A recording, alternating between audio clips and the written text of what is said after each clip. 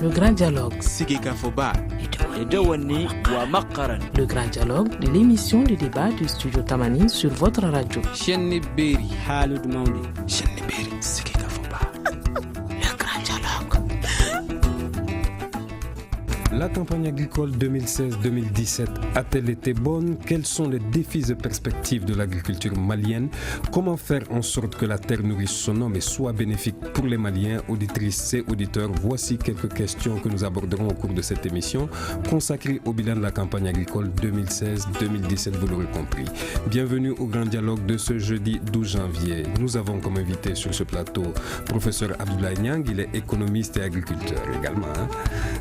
Dr Yahya Kane, il est responsable études de base des données à l'APECAM. Alou Diabaté, il est responsable production à Faso Kaba. Nous vous avions annoncé le ministre Kassoum Deno tout à l'heure. Au cours de cette émission, on essaiera de le faire intervenir. Pour faute de calendrier, il ne sera pas avec nous en début d'émission.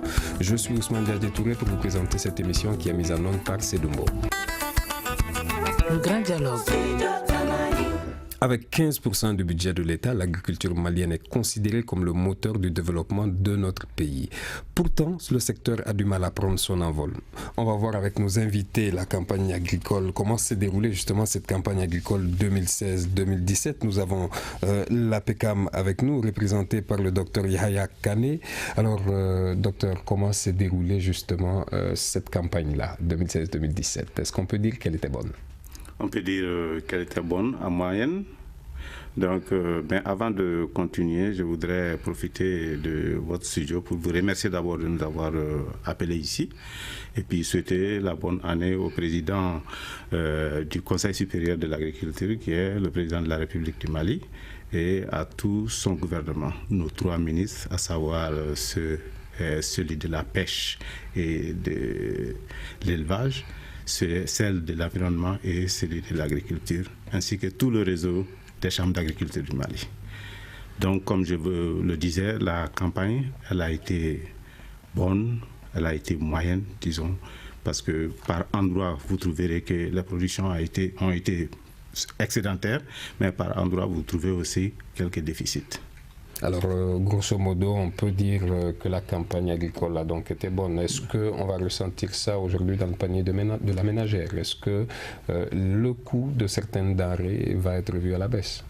Bon, par rapport au coût de certaines denrées, moi je suis, disons que nous sommes producteurs et le marché a certaines lois que nous ne maîtrisons pas tout seuls. Donc, il y a beaucoup de facteurs qui jouent sur les prix. Mais quant aux productions en tant que telles, je peux dire quand même que nous n'avons pas vraiment... On peut être inquiet. Il n'y a pas à être inquiet de la suffisance de ce que nous avons produit cette année. Surtout en matière de céréales et de coton. Merci. Professeur Abdoulaye Niang, vous êtes économiste également agriculteur. Alors, quel bilan tirez-vous de cette saison agricole? Certaines sources nous parlent de 103% des objectifs atteints, soit près de 100 000 tonnes de vivres dans le pays. Est-ce que c'est quand même assez optimiste? Oui, bon, je pense que globalement, la campagne a été bonne. Si on regarde les statistiques, il y a eu 11% d'augmentation. Vous avez peut-être d'autres sources, moi aussi j'ai eu d'autres sources, mais on cite toujours les sources du ministère de l'Agriculture.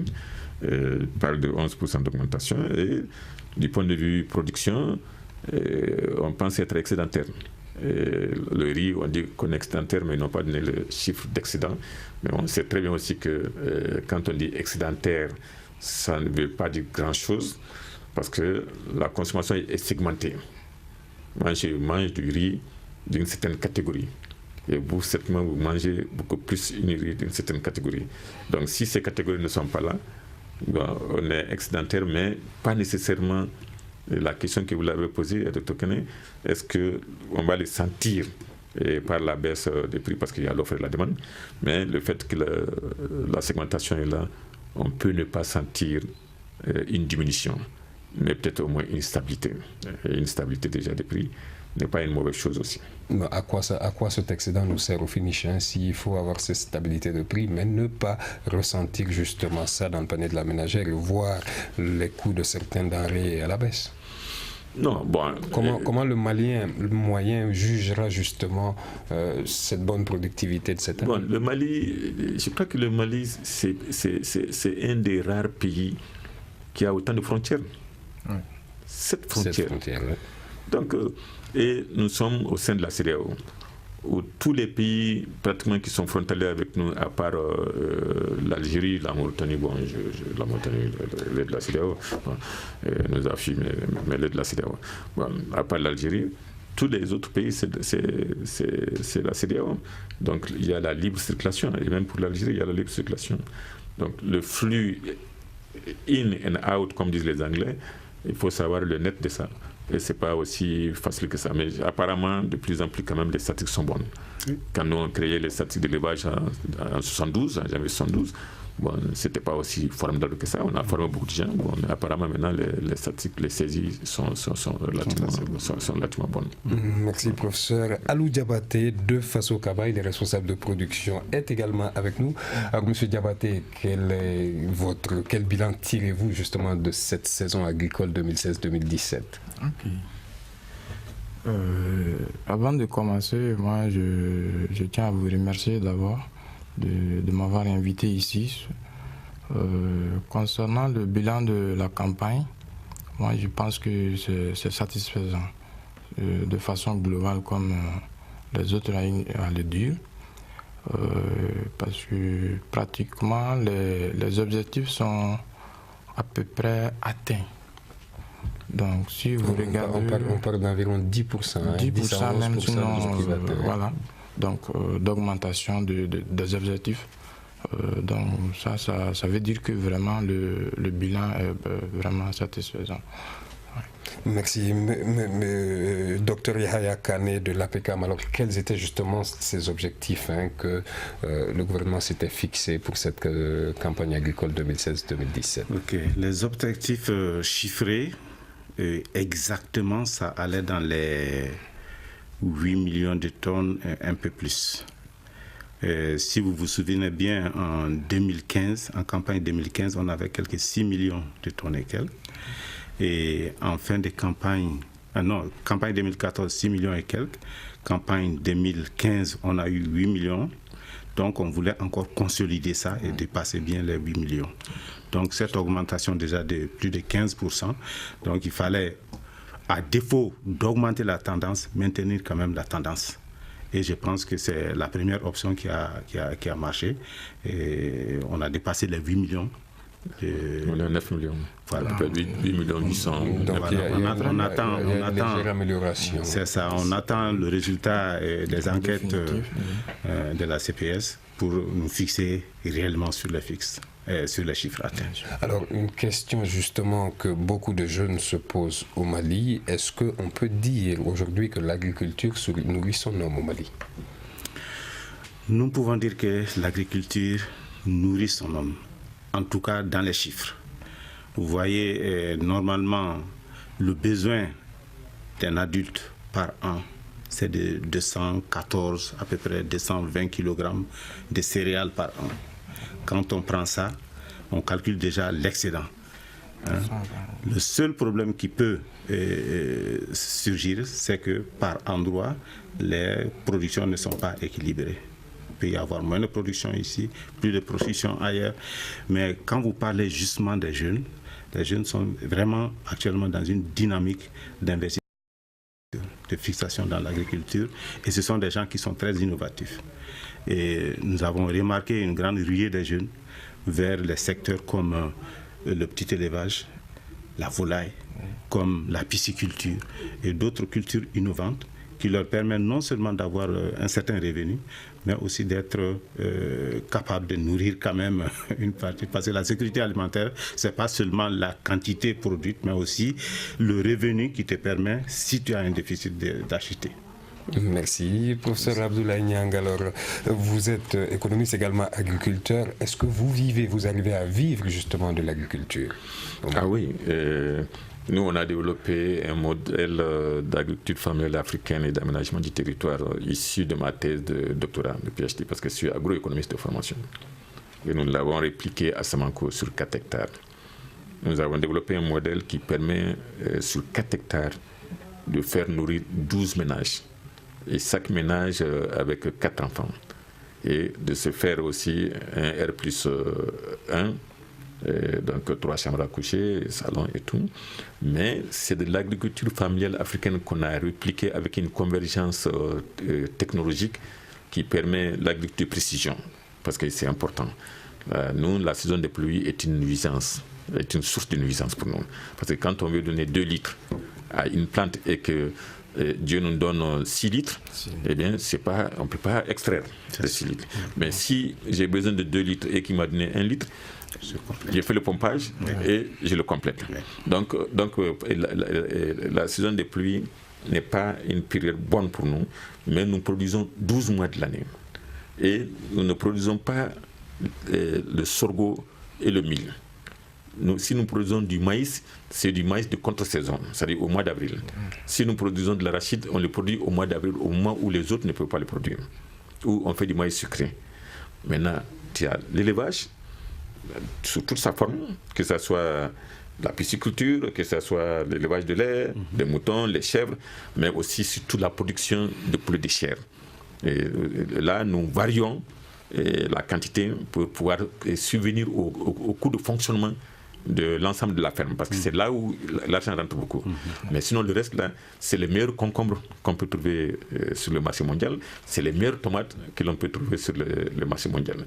Donc, c'est cette convergence technologique que nous avons fait de précision, de culture protégée et de fertilisation intelligente qu'on a développée à Samanco et qui peut permettre, en ce moment, de nourrir, parce qu'au lieu qu'un exploitant reste sur sa moyenne de 4 hectares, il y a 11 autres qui peuvent se joindre à lui pour exploiter cette unité de production. Donc, tant qu'on ne va pas de ce côté-là, l'agriculture ne peut pas nourrir son homme. Parce que, en fait, on parle également de mécanisation de l'agriculture au Mali. Bon, la mécanisation, vous, personnellement, je dirais... La mécanisation poussée même n'est même pas aussi importante que ça. Parce qu'aujourd'hui, on utilise beaucoup plus la plasticulture. Donc on protège non seulement les planches, mais on protège, on met les tapis sur le sol, donc le long des allées. Il faut des petits multiculteurs pour pouvoir faire le travail et remuer la planche de temps en temps. Mais quand vous le couvrez, vous pouvez rester peut-être même 1 an, 2 ans sans y aller, parce qu'on n'utilise plus cette agriculture-là où tu vois, par exemple, si c'est l'engrais, tu le jettes partout, si c'est l'eau, tu le mets sur toutes les... Non, tu mets simplement à la partie utile de la plante. Donc c'est ce modèle que nous avons développé et que nous voulons propager sur l'ensemble du continent. Pas au Mali seulement, mais sur l'ensemble du continent. Et c'est possible. Mais il y a un problème qui se pose dans les pays africains et francophones en particulier. C'est que le ministère de l'Agriculture pense faire la compétition avec le secteur privé. Ce n'est pas son rôle. Son rôle, c'est d'avoir des programmes et des mesures de stimulation du privé. Mais malheureusement, ce n'est pas le cas. Alors, on va prendre quelques secondes de pause avant de redistribuer la parole aux autres. Vous écoutez Studio Tamani, votre avis nous intéresse. Écrivez vos commentaires et suggestions sur la page Facebook et dialoguez avec nous. Studio Tamani, c'est aussi les réseaux sociaux. La campagne agricole 2016-2017, quel bilan? C'est le thème du grand dialogue d'aujourd'hui. Alors, je m'adresse là au docteur Yahya Kane, responsable études de base des données de l'APECAM qui travaille beaucoup avec le ministère de la Culture. Dites-moi, on a longtemps parlé de mécanisation de l'agriculture au Mali. C'est un des chevaux de bataille du département en charge. Où est-ce qu'on en est justement avec cette mécanisation aujourd'hui de l'agriculture? Donc, comme vous l'avez dit, c'est un choix politique, mais aussi un choix stratégique. Actuellement, je peux dire que les exemples qui sont en train de se passer au Mali, avec la mise en place de l'usine de tracteurs et aussi le programme des 1000 tracteurs, commencent à montrer leur effet. C'est un peu contraire ou bien un peu différent du modèle que M. Dr Niang est en train de développer. Au Mali, nous avons de la terre. Est-ce que les 1000 tracteurs ont déjà eu ont eu un impact sur le terrain au niveau? Nous avons dit qu'il faut réellement, pour connaître les impacts, il faut faire une étude, non seulement sur les 1000 tracteurs qui ont été fournis, mais aussi depuis le début de la production des tracteurs à Samanco. Faire une étude précise pour pouvoir dire réellement quel est l'impact. Mais quand on voit dans la pratique des exemples qui nous viennent du terrain, parce que nous faisons le suivi de la campagne, on rencontre souvent des jeunes qui ont commencé avec 25 hectares de superficie et qui actuellement avec un tracteur se sont retrouvés à 100 hectares. Ça, c'est des exemples qui se multiplient de plus en plus. Et ça c'est accompagné aussi d'autres types de mécanisation. Le professeur Nyang l'a dit, le tracteur n'est pas utile partout. Quand on va dans certaines zones, à l'Office du Niger par exemple, les parcelles sont assez petites, donc c'est plutôt les motoculteurs qui sont employés. Donc la mécanisation va aussi dans ce sens. Mais la mécanisation n'est pas seulement, ce n'est pas uniquement les tracteurs justement. C'est pas uniquement les tracteurs, c'est ESA.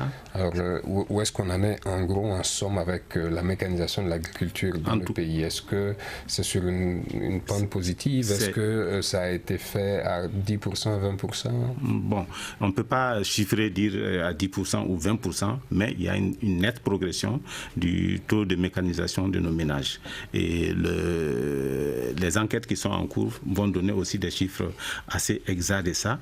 Et il faut rappeler aussi qu'il y a beaucoup de projets qui nous aident actuellement, tels que le projet WAP, qui est financé par la Banque mondiale et qui a fourni beaucoup de machines, d'appareils à beaucoup de producteurs, ce qui leur a permis non seulement de faire l'agriculture, mais aussi en partie l'élevage et aussi la transformation. Tout ça, ça fait partie de la mécanisation.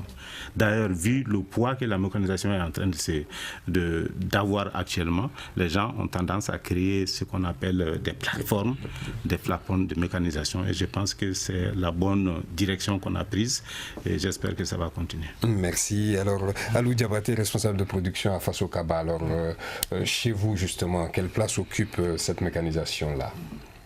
Bon, chez nous, la mécanisation, c'est en bonne voie. Beaucoup de nos producteurs ont eu des tracteurs, des motoculteurs pour les parcelles de rue. Cela a beaucoup augmenté vraiment la disponibilité des semences au niveau national. Et la capacité de production également? Oui, effectivement. Parce que les semences contribuent beaucoup, mais il faut aussi des appuis, des autres technologies. Voilà. Est-ce que justement il y a un échange de procédés, par exemple, avec d'autres agriculteurs ou d'autres pays d'ailleurs? Est-ce que vous avez ce partage-là avec d'autres producteurs de riz qui viennent d'autres horizons? Effectivement, il y a beaucoup d'échanges.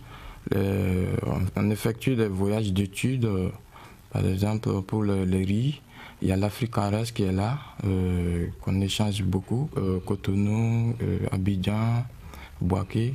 On fait des échanges sur la production concernant les semences, mais aussi comment appuyer, c'est-à-dire les jeunes, à booster aussi la production du riz à travers vraiment cette mécanisation.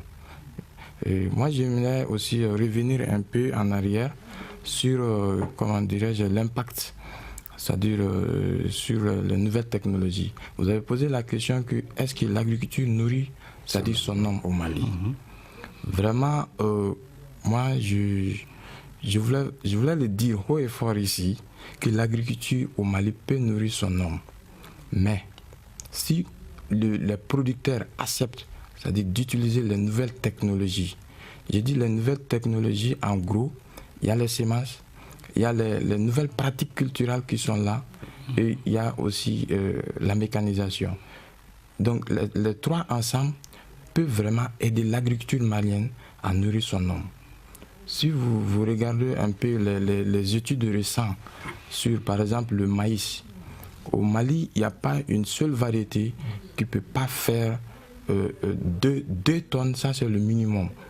Sinon, toutes les variétés qu'on est en train de diffuser actuellement sont de 3 à 4 tonnes le minimum, et ça va jusqu'à 10 tonnes à l'hectare.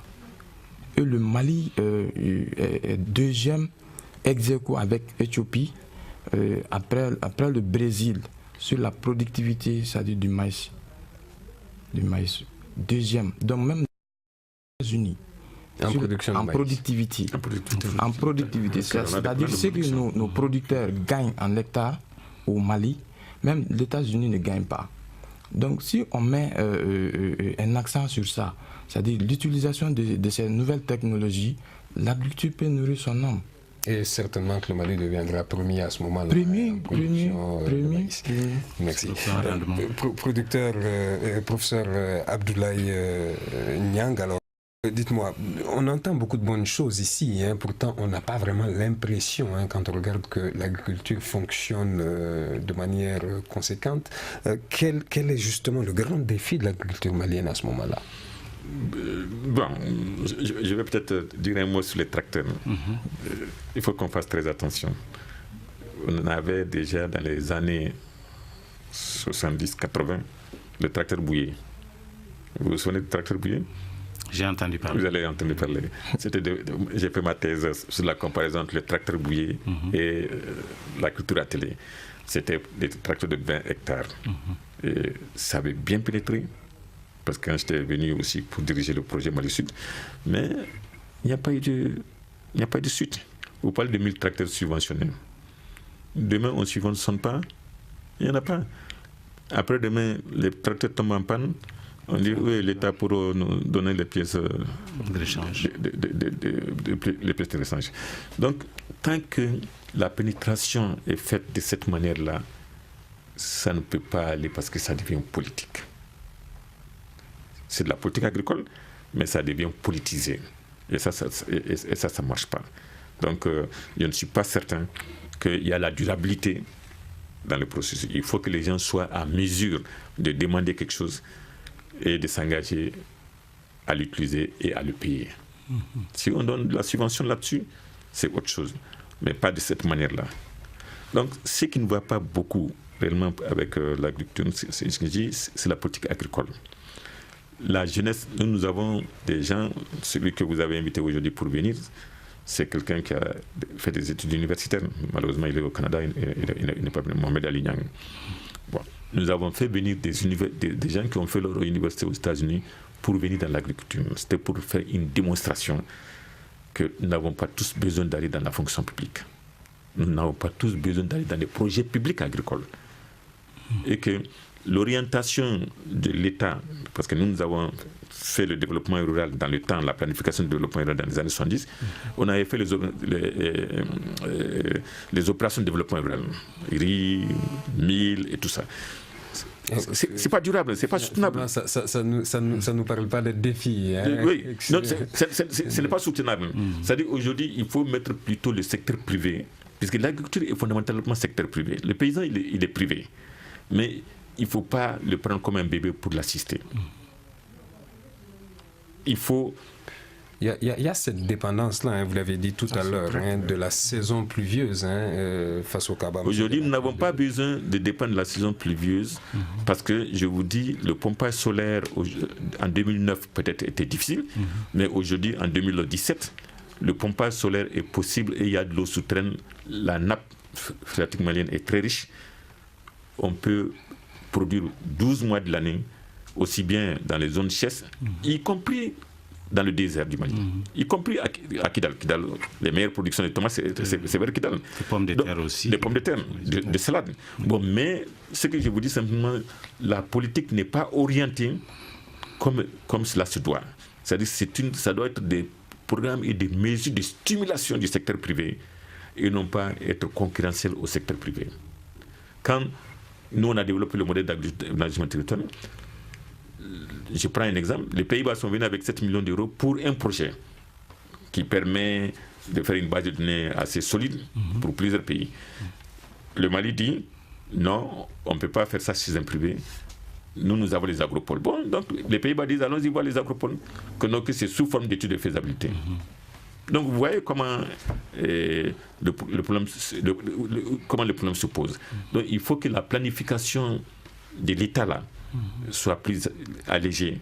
Sinon, on va rester toujours avec le Dabakrouni, avec l'agriculture comme on est en train de le faire. Et ça ne marchera pas. L'OFID n'ira pas au-delà de 50% de son taux d'exploitation. Ça manque 1115 hectares. Il n'y a pas 1% qui est exploité. Un titre foncier agricole où on peut fournir tout Bamako de viande, de bonne viande, de qualité, de lait, mais de poulet, la tomate et tout. C'est pas exploité. 1115 hectares, un titre foncier agricole de l'État. Merci, professeur. Alors, docteur Kane de l'APECAM, parlons un peu des subventions allouées aux paysans. Est-ce que vous pensez que ces subventions sont à la hauteur, surtout quand on voit que les charges, en revanche, des paysans sont énormes? Bon, parlant des subventions, il faut dire clairement, nous saluons beaucoup les subventions. Subvention des intrants, subvention aussi des tracteurs, même s'il y a encore beaucoup à faire, permettez-moi d'ouvrir une fenêtre sur ça, parce qu'en marge de la livraison des tracteurs, il y a d'autres initiatives qui sont en train d'aller dans le sens que vous avez énuméré, monsieur le professeur. Est-ce qu'en revanche, justement, les charges du paysan ne vont pas finalement être un gros piège par rapport à toutes ces subventions-là? Oui, comme vous dites, les charges... Je pense plutôt que les subventions diminuent un peu les charges. Parce que si le paysan, au lieu de payer 18 000 pour un sac de 1000, paye 11 000, ça fait quand même des charges de moins. Ça, c'est ma vision en tant qu'agriculteur et non pas économiste. Mais en réalité, on a besoin de ces subventions. Voyez-vous, les subventions ont commencé en 2008 pratiquement, avec ce qu'on appelait l'initiative RI. Et si vous voyez les statistiques, depuis 2008 jusqu'à maintenant, les statistiques ne font que grimper. Ça a permis deux choses. La première chose, c'est de faire comprendre à certains producteurs qu'il faut aider la terre.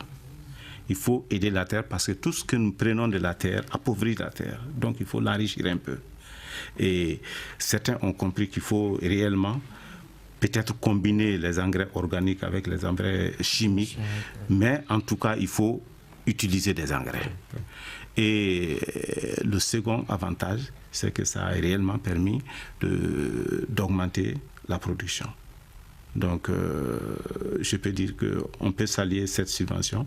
Peut-être qu'il faut faire en sorte, comme le professeur l'a dit, que le privé sache se planifier lui-même et se passer de ces subventions aussi, avec le temps.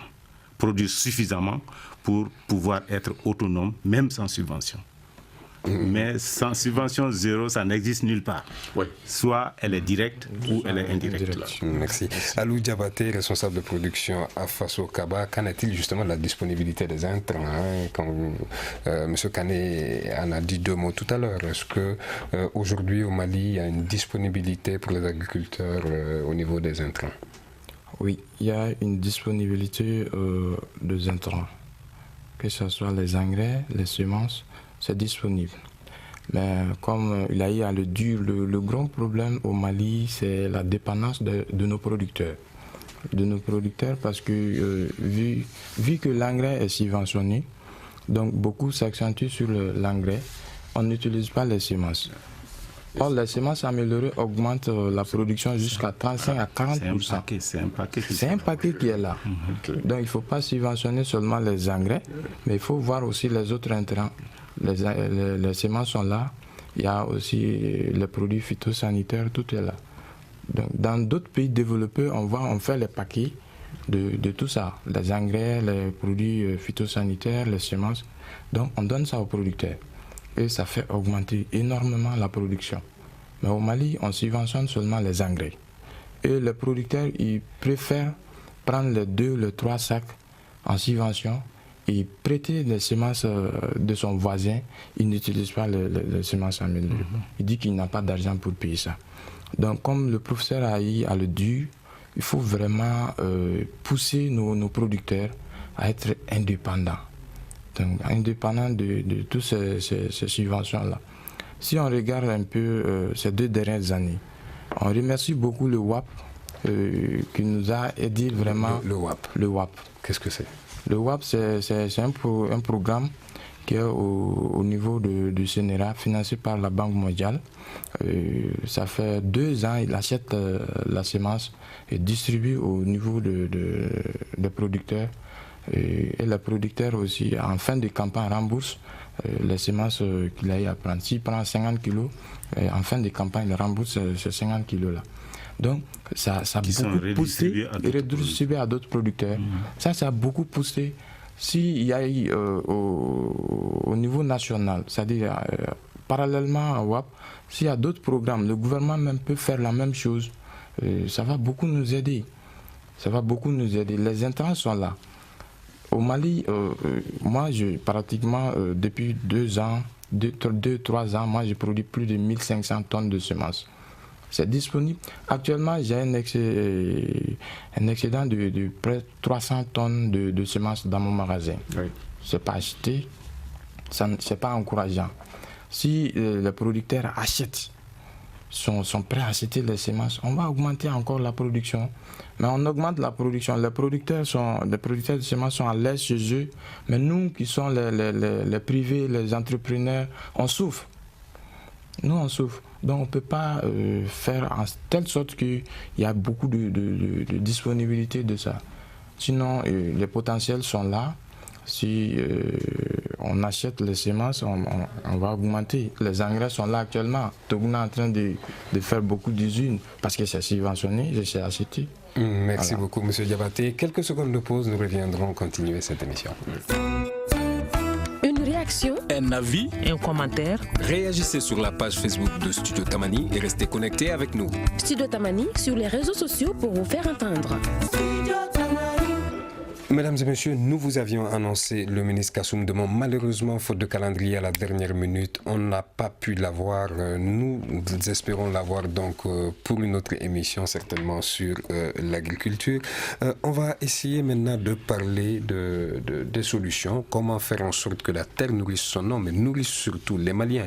Alors, monsieur Dr Kané de l'APECAM, on voit quand même que l'Office Niger a presque près de 200 000 hectares de surface cultivable naturellement irriguée, rien que la zone Office du Niger. Est-ce que c'est compréhensible que l'agriculture n'arrive pas à prospérer, qu'on n'arrive pas à acquérir l'autosuffisance alimentaire au Mali? Modibo Keïta l'a dit en son temps que le Mali pouvait être le grenier de l'Afrique de l'Ouest, rien qu'avec l'Office du Niger, que le Mali pouvait fournir la quasi-totalité de l'Afrique de l'Ouest en riz.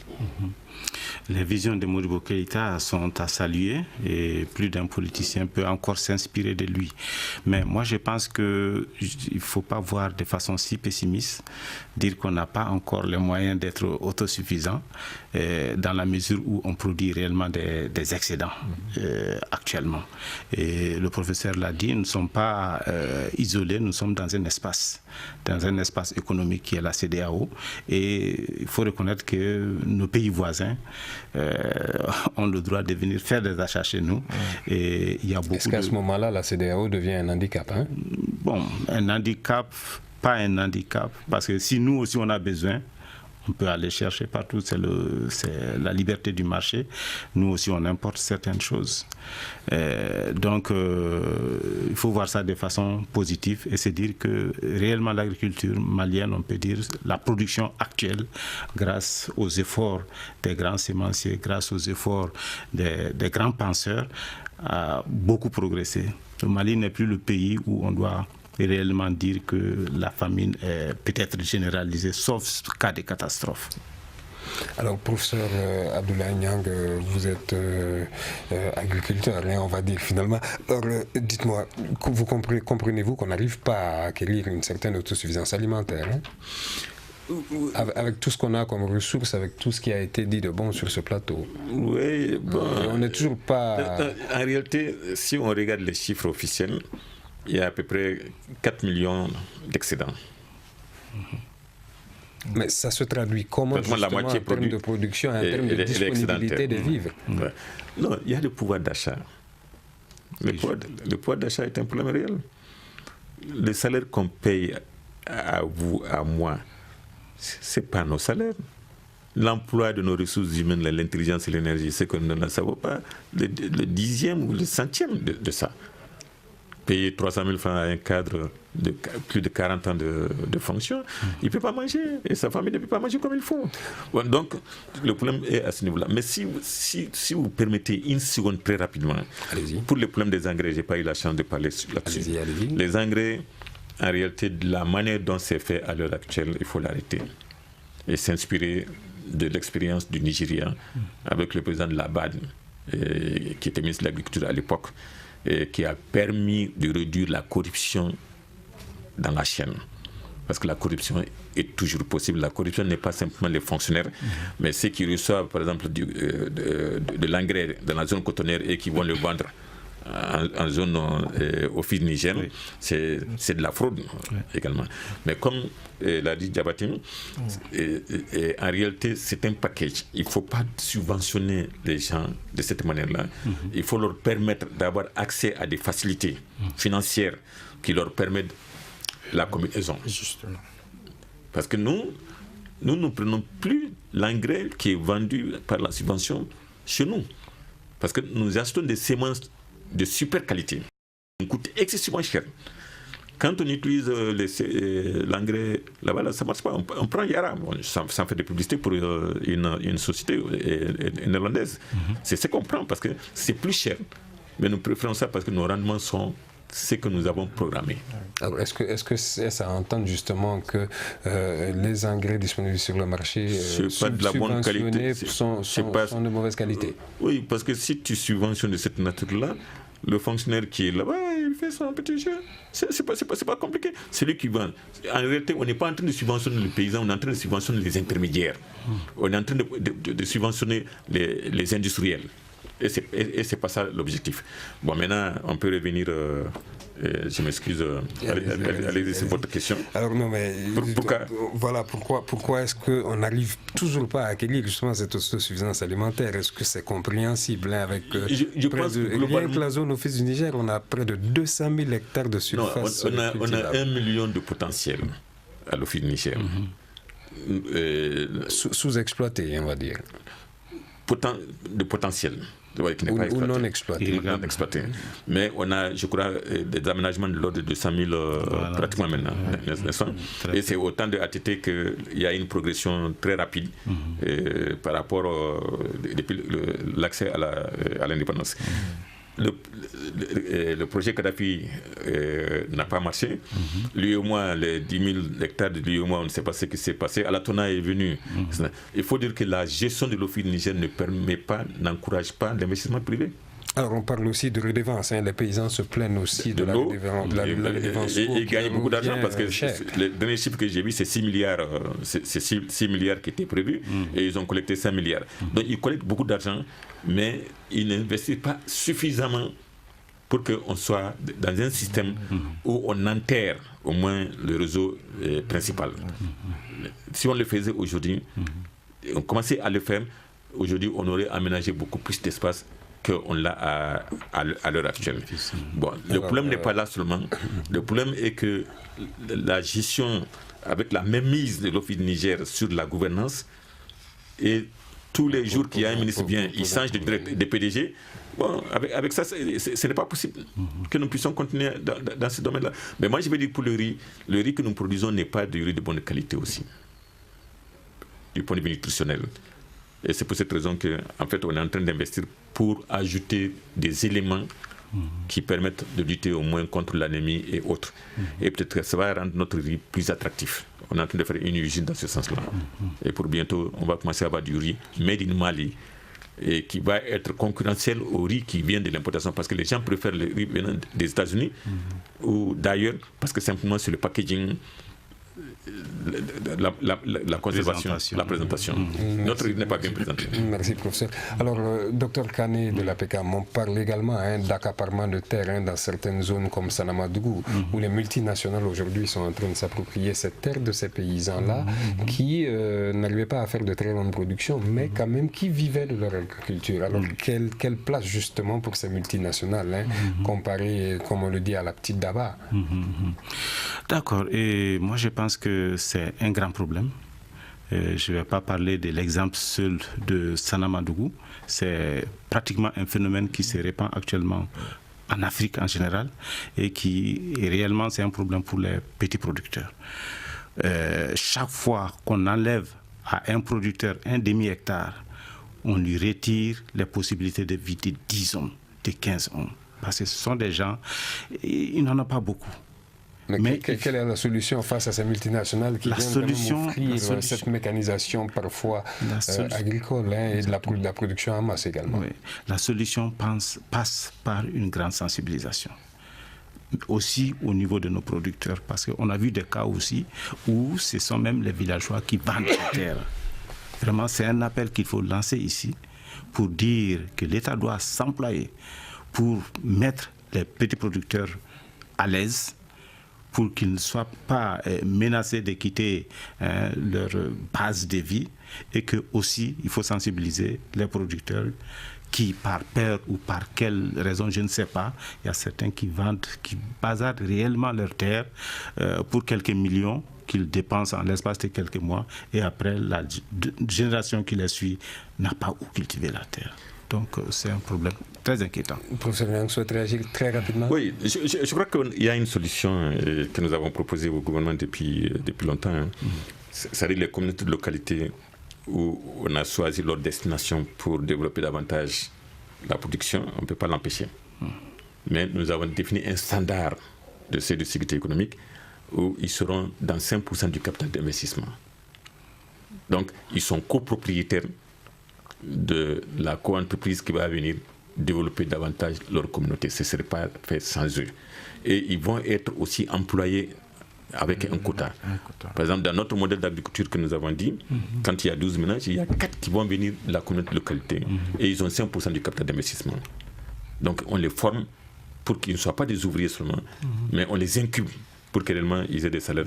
Ils soient également donc en réalité, nous on a dit 45% du capital d'investissement d'une telle grosse entreprise doit revenir aux Maliens et 40% pour les étrangers. Merci professeur. Une toute dernière question justement pour Alou Diabaté de Faso Kaba. On voit quand même qu'il y a beaucoup de chômeurs. Vous êtes jeune, vous avez accepté le travail de la terre. Alors est-ce que, on va pas dire, le secteur agricole ne peut pas absorber un bon quota des chômeurs au Mali? Oui, le secteur agricole peut absorber beaucoup de jeunes, beaucoup de chômeurs. Alors qu'est-ce qu'il faut faire de cette sensibilisation-là? Parce qu'on a l'impression, les jeunes ont l'impression que la terre ne nourrit pas son homme. Oui, justement parce qu'il n'y a pas eu beaucoup de sensibilisation. Oui. On a l'impression au Mali comme quoi si tu es agriculteur, tu es paysan. Moi, chez moi, on m'appelle Alou le paysan, Alou l'agriculteur. C'est comme ça que les autres camarades m'appellent. Donc moi, je suis fier de ça. Parce que je sais que l'agriculture, c'est vraiment une très bonne chose. Avec l'agriculture, on ne chôme pas. Moi j'ai fini les études. Depuis que j'étais à mon stage de fin de cycle, j'ai eu un contrat. Donc ça, c'est déjà une bonne chose. Donc moi, je viens de former plus de 100 jeunes et femmes cette année en avril, pour vraiment les inciter à venir dans l'agriculture, à être vraiment leurs propres entrepreneurs. Je viens de former 100 jeunes et d'autres sont déjà organisés en association et je leur ai donné un contrat de production. Ils sont en train de produire maintenant. Donc il y a beaucoup comme ça. Il y a les femmes qui s'organisent en coopérative, en association, donc on les forme. Quand vous êtes en groupe, c'est encore beaucoup plus facile. Et il y a beaucoup de jeunes aussi qui sont en train de Quel conseil donneriez-vous aux jeunes qui souhaitent, ou aux jeunes chômeurs, aux jeunes qui souhaitent, en 10 secondes? En 10 secondes, moi je les appelle à venir en agriculture. Il faut vraiment avoir le courage d'affronter la terre. Il faut avoir le courage. C'est-à-dire il faut pas avoir peur, il faut négliger un peu, c'est-à-dire le côté l'argent. On ne peut pas avoir ça en un seul jour. Si tu viens, c'est un peu. Merci, voilà. Monsieur Diabaté. Un proverbe bambara dit d'ailleurs que la terre ne ment pas. Voilà, c'est sur ce proverbe que nous allons finir, mesdames et messieurs. Merci pour votre attention. Cette émission a été réalisée par Ibrahim Arandialo. Elle a été mise en onde par Sedumbo. La régie vidéo était assurée par Salim Diouara. Je suis Ousmane Diadje Touré. Merci à mes invités. Bon week-end. Le grand dialogue. Le grand dialogue de l'émission de débat du studio Tamani sur votre radio.